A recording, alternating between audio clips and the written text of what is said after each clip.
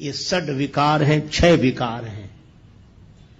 काम, क्रोध, लोभ, मोह, मद, मत्सर। मत्सर का अर्थ है दूसरे से ईर्ष्या करना, मत्सर। मद का अर्थ है अभिमान। मोह का अर्थ है एक ही जगह रुके रह जाना, अटक जाना। देखो, कभी आपने देखा ना, किसी गीत की रिकॉर्ड बज रहा हो, ऐसे सुई चलती है उस पर, ग्रामोफोन पर, तो कभी कभी हम लोग बचपन में देखते उसकी सुई एक जगह अटक जाती थी तो उतना गाते रहते थे। किसी को अच्छा नहीं लगा, अरे बंद करो ये, तो वो तुरंत ठीक करता था। मैं आज भी देखता, मोह का अर्थ यही है कि जिसकी सुई एक ही जगह अटक जाए वो उतना ही गाना, उतना ही निकले, उतना ही अटक जाना। गीत चलता रहे है ठीक है, लेकिन अटक जाना, जो अटका वही भटका। तो अटको मत, चलते चलो, हम तो हमारी मस्ती में झूमते चले हैं। ये मोह है, अटक जाना। देखो, गुलाब के फूल के मूल में, उसकी डाली में भौरा रुका ही रहा। गुलाब के फूल झड़ गए, पत्तियां गिर गईं, किसी ने भौरे से कहा कि जाओ। भौरा बोला, यही आशा अटक्यो रहो, अली गुलाब के मूल, हुई है बहुरी बसंत ऋतु इन डारन बेफूल। फिर खिलेंगे गुलाब, हम डाली तो छोड़कर नहीं जाते। ये मोह। कमल संपुटित होने लगा, कमल के बंद होने का समय आया, भौरा फिर भी बाहर नहीं निकला, भ्रमर नहीं निकला, उसी में कैद हो गया। किसी ने कहा तुम तो काठ को चीर कर निकल जाते हो, कमल के कोमल पत्ते को चीर कर निकल जाओ। बोले निकलने की जरूरत क्या है, सवेरा होगा, सूर्योदय होगा, कमल खिलेगा, फिर पराग का पान करेंगे। अहो मोह महिमा बलवाना। और तब तक सूर्योदय होने के पूर्व ही एक मतवाला हाथी आया, उस कमल को मूल सहित तोड़ कर ले गया, खा गया। भौरे का जीवन भी समाप्त हो गया। इसी तरह मोही मन यह सोचता है कि अटके रहो, फिर रस लेने के लिए अटके रहो, तब तक काल का मतवाला हाथी आकर जीवन ही नष्ट कर देता है। ये मोह। मत्सर, दूसरे से ईर्षा। मद माने अभिमान। जो मिला है, देखो अभिमान कब आता है, मिली हुई चीजों पर ध्यान जाता है तो अभिमान आता है, मिली हुई विशेषताओं पर ध्यान जाता है तो अभिमान आता है, और देने वाले पर जब ध्यान जाता है तो अभिमान चला जाता है, फिर भगवान दिखाई देते हैं, अभिमान नहीं। मद, मत्सर, दूसरे से ईर्षा, अपनी तरफ कम ध्यान, दूसरे की तरफ ज्यादा। अपना दुख उतना दुख नहीं है जितना कि दूसरे का सुख नहीं देखा जा रहा है। मत्सर, मोह, मद। और इसी तरह काम, क्रोध, लोभ, 4 ये काम, क्रोध, लोभ, मोह 4, मद, मत्सर, ये 6 विकार हैं। लोभ है, जो मिला है वह छूटे नहीं कभी, यह लोभ है। अच्छा देखो, लोभ और लालच में अंतर है। दूसरे का मिल जाए ये लालच है, लेकिन लोभी कौन, बोले दूसरे का मिले चाहे न मिले पर हमारा न जाए, ये लोभ है। काम, कोई ना कोई इच्छा बनी ही रहे, कभी शांति से नहीं बैठ पाते। अच्छा कभी भी आप देखना, मन को देखते रहना, यह हमेशा कुछ ना कुछ चाहता रहता है कि नहीं। अगर ऐसा हो जाता तो, ऐसा हो जाता तो, ऐसा हो जाता तो, ये ऐसा हो जाता तो ही इस होने में सुख से नहीं रहने दे रहा है। हो जाता तो हो जाता। ये काम विश्राम हारी, इस काम के कारण ही विश्राम नहीं मिलता। और इसमें कहीं विघ्न पड़ जाए तो क्रोध प्रकट हो जाता है। काम पूर्ति पर बढ़ता लोभ। चलो कामना पूरी हो गई तो और कामना पूरी तो हो गई। अच्छा एक बात बताओ, जितने काम से भरे हुए मन वाले हैं हम लोग, अच्छा हम लोगों ने कोई भी चीज 2 बार मांगी? आप प्रयोग करके देखें क्या? हमारी तो एक बार, तो एक बार मिल जाओ, बस एक बार मिल जाओ। इच्छा है एक बार मिल जाओ, बस एक बार। और एक बार करते करते अनेक बार जन्म जन्म के मर गए। अनेक बार कोई कहता ही नहीं, एक बार। ये कामना कहती है एक बार, लेकिन अनेक बार भी तृप्त नहीं होगी, हो नहीं सकती। और इसमें विघ्न पड़ जाए तो क्रोध उत्पन्न होता है, और कामना पूरी न हो तो क्रोध उत्पन्न हो जाता है, कामना पूरी हो जाए तो लोभ उत्पन्न हो जाता है। काम पूर्ति पर बढ़ता लोभ, नहीं मिले तो होता क्षोभ। क्रोध अग्नि में जीवन को मत व्यर्थ जलाना रे, मुसाफिर चलते जाना रे, मुसाफिर चलते जाना रे। ना अटको ना भटको ये है देश बिराना रे, मुसाफिर चलते जाना रे, चलते जाना रे, मुसाफिर चलते जाना रे।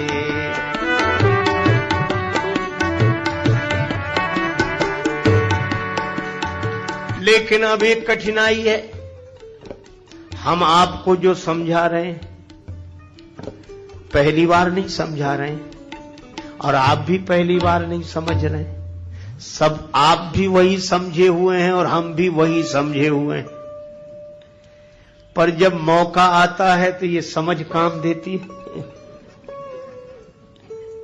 आपकी तो देती होगी, हमारी तो नहीं देती। लेकिन अभी तो समझ ठीक है। पर भगवान की माया इतनी विकट है, ये माया तेरी बहुत कठिन है राम, ये माया तेरी बहुत कठिन है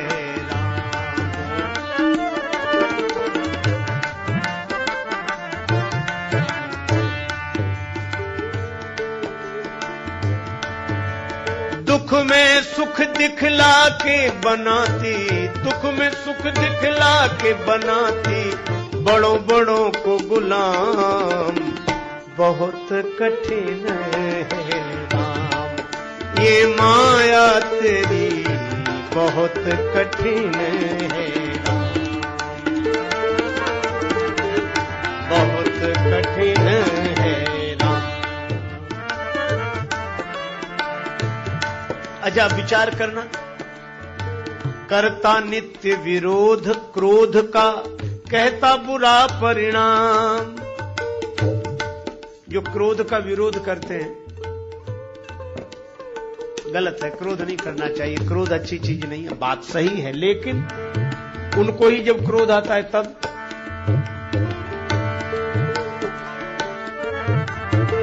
होता क्रोधित स्वयं तो होती वाणी बिना लगाम, ये माया तेरी बहुत कठिन है राम, ये माया तेरी बहुत कठिन है राम।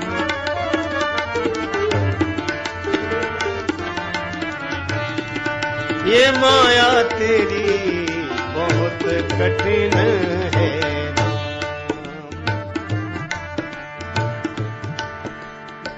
रक्त मांस हड्डी के ढेर पर मढ़ा हुआ है चाम, रक्त मांस हड्डी के ढेर पर चढ़ा हुआ है चाम। सभी जानते हैं, लेकिन देख उसी की सुंदरता, देख उसी की सुंदरता, हो जाती नींद हराम। माया तेरी बहुत कठिन है राम, ये माया तेरी बहुत कठिन है राम।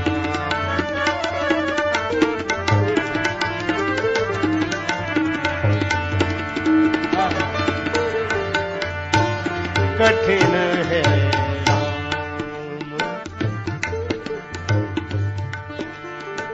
मृत्यु देखता है औरों की रोज सवेरे शाम, भवन बनाता ऐसे जैसे हरदम यहाँ मुकाम, ये माया तेरी बहुत कठिन है राम, ये माया तेरी बहुत कठिन है,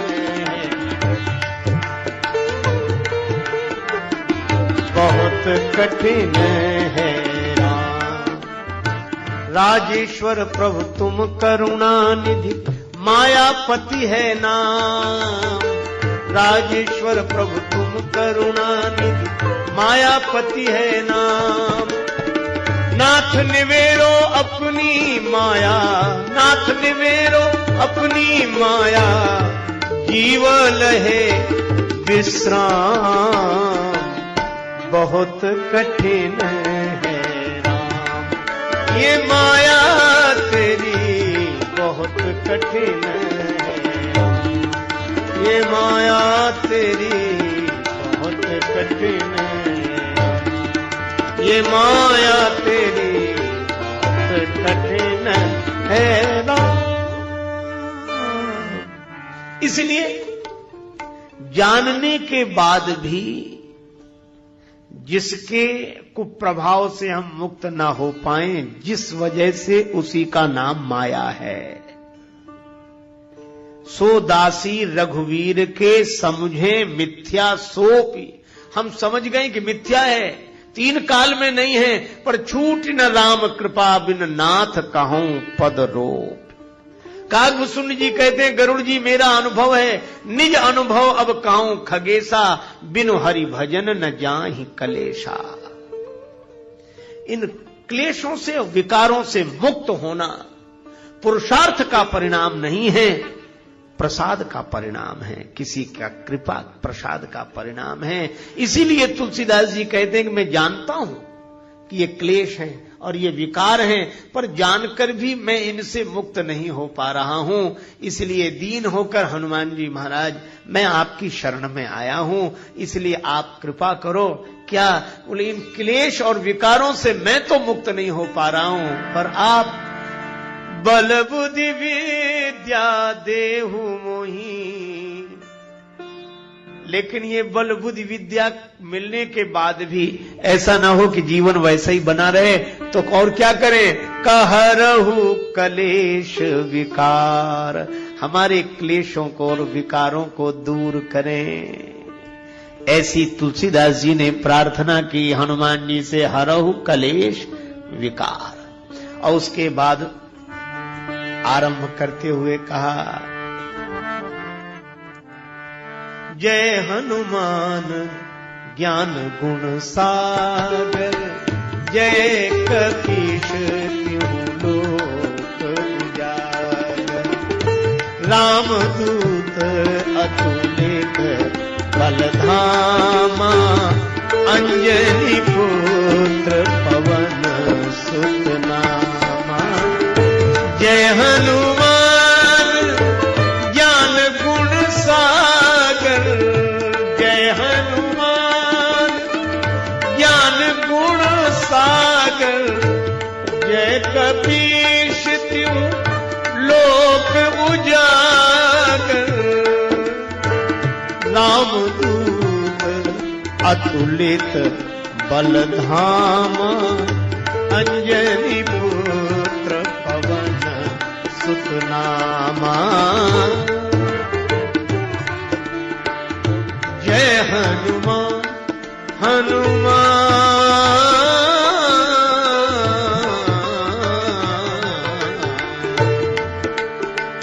जय हनुमान ज्ञान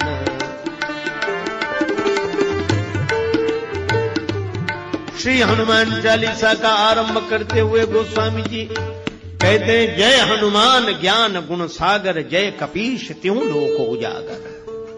हे हनुमान जी महाराज आपकी जय हो। आप ज्ञान और गुण के समुद्र हैं। हनुमान जी जैसा ज्ञानी कोई नहीं। हनुमान जी ज्ञानियों में अग्रगण्य है। किससे पाया है ज्ञान? बिनु गुरु होई की ज्ञान। तो हनुमान जी के गुरुदेव कौन है? सूर्य भगवान, जो सारे संसार को प्रकाश देते हैं। उनसे प्रकाश प्राप्त किया है हनुमान जी ने। हनुमान जी थोड़े बड़े हुए, विद्या अर्जन के लिए गुरुदेव की शरण में जाना था, तो सूर्य भगवान के पास गए। सूर्य भगवान से प्रार्थना की, गुरुदेव मैं आपसे विद्या पढ़ने के लिए आया हूं, मुझे पढ़ाइए, विद्या दान दीजिए, कृपा करके गुरुदेव विद्या दान दें, विद्या दान दें। मैं आपकी शरण में हूं। संकेत यह मिला कि ज्ञान प्राप्त करने के लिए गुरुदेव की शरण में जाना चाहिए। गुरु कृपा से ही ज्ञान फलीभूत होता है। बिनु गुरु होय कि ज्ञान। गीता में भगवान श्री कृष्ण कहते हैं, तद विद्धि प्रणिपातेन परिप्रश्नेन सेव्यः उपदेक्ष्यन्ति ते ज्ञानम ज्ञानिनस् तत्वदर्शिनः। तद विद्धि, तद माने उसको, विद्धि माने जानने के लिए, तद विद्धि प्रणिपातेन, गुरुदेव की शरण में, अनुभवी पुरुषों की शरण में जाके प्रणिपात करे, दंडवत करे, लकड़ी की तरह सीधे होकर गिर जाना। दंडवत, डंडा बिल्कुल सीधा होता है। हम और जगह टेढ़े रहें, पर कम से कम गुरुजी के तो आगे सीधे रहें। वहां तो टेढ़ापन छोड़ दें। सांप भी सब जगह टेढ़ा रहता है, पर बिल में प्रवेश करता है तो सीधा होकर प्रवेश कर पाता। इसलिए प्रणिपातेन, फिर परिप्रश्नेन, पहले प्रणाम, क्योंकि श्रद्धावान लभते ज्ञानम, फिर उचित प्रश्नों का प्रयोग करें, गुरुदेव से प्रार्थना करें, अपनी जिज्ञासा रखें। परिप्रश्नेन सेव्या, उसके बाद उपदेक्ष्यन्ति ते ज्ञानम, उनके द्वारा ज्ञान का उपदेश होता है। किनके द्वारा? ज्ञानिनस् तत्वदर्शिनः, तत्वदर्शी पुरुषों के द्वारा ज्ञान मिलता है। गूढ़ौ तत्व न साधु दुरावही, आरत अधिकारी यह पावही। तो हनुमान जी के चरित्र से यह शिक्षा लेनी चाहिए कि ज्ञान पाना हो तो गुरुदेव की शरण में जरूर जाए। किसी ने कहा कि पुस्तक से ही ज्ञान मिल जाए तो गुरुजी बनाने की जरूरत है, गुरुजी के पास जाने की जरूरत है। गुरुजी जो बताएंगे वह तो किताब में भी लिखा हुआ है। देखो, मैं आपसे निवेदन करूं, आप बिल्कुल ठीक कह रहे हैं, पुस्तक में वही लिखा है जो गुरुजी बताएंगे, या यूं कहो कि गुरुओं ने पहले से जो बताया है वही पुस्तक में लिखा है। लेकिन फिर भी पुस्तक कभी उस तक नहीं पहुंचा सकती। पुस्तक केवल पुस्तक है, पुश करती है, धक्का देती उस दिशा में, पुस्तक है, पुस्तक नहीं।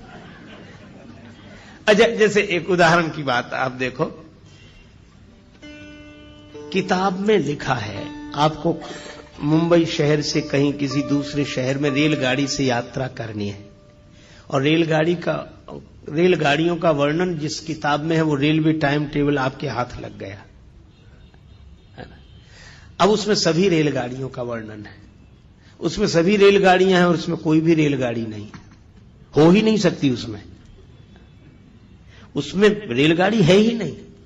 लेकिन जिसमें रेलगाड़ी है नहीं, पता रेलगाड़ी का उसी से लगता है जिसमें नहीं है। और कोई सोचे कि किताब मिल गई है, अब रेल पकड़ने की क्या जरूरत, सब रेलें हैं इसमें। तो किताब लिए बैठा रहेगा, बताता तो रहेगा, पर वो पहुंच कहीं नहीं पाएगा। पर उस किताब को लेकर जो यात्रा कर चुका हो उससे पूछो, तो वह सही जगह का पता बताएगा। उस स्टेशन से यह गाड़ी मिलेगी, ऐसे टिकट लेना पड़ेगा, ऐसे बैठना पड़ेगा। तो